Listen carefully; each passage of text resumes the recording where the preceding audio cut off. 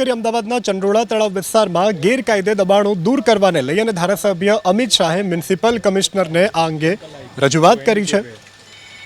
તો દાણી લીમડા વિસ્તારમાં આવેલા ચંડોળા તળાવમાં ગેરકાયદે રીતે બાંગ્લાદેશીઓ વસવાટ કરે છે અને અવારનવાર પોલીસ ચંડોળા તળાવની વસાહતમાં રહેતા બાંગ્લાદેશીઓને પકડે છે, પરંતુ હજુ અનેક ગેરકાયદે વસાહતોમાં બાંગ્લાદેશીઓ વસવાટ કરે છે। શહેર ભાજપ પ્રમુખ અને એલિસબ્રિજના ધારાસભ્ય અમિત શાહે મ્યુનિસિપલ કમિશનરને પત્ર લખી માંગ કરી કે ચંડોળા તળાવમાંથી ગેરકાયદે વસાહતોને દૂર કરવામાં આવે, નવી વસાહતો બનતા રોકવામાં આવે। અમિત શાહે કલેક્ટરને વિડીયો અને ફોટો પણ મોકલ્યા છે। ગેરકાયદે વસતા બાંગ્લાદેશીઓને પરત મોકલવાની માંગ કરી છે।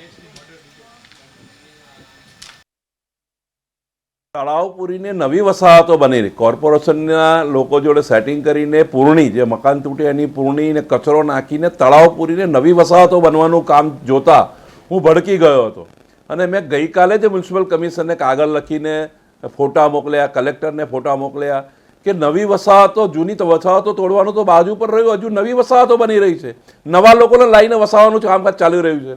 તો તાકીદે આ જૂની વસાહતો તોડી નવી રોકી આ બધાને પકડીને ડિપાર્ટ કરવા જોઈએ। આજુબાજુ કેટલા એજન્ટો આ પૈસાથી આવું બધું કરી રહ્યા છે એવી પોલીસને પણ કદાચ માહિતી હશે ને પોલીસ પણ શોધી રહી છે।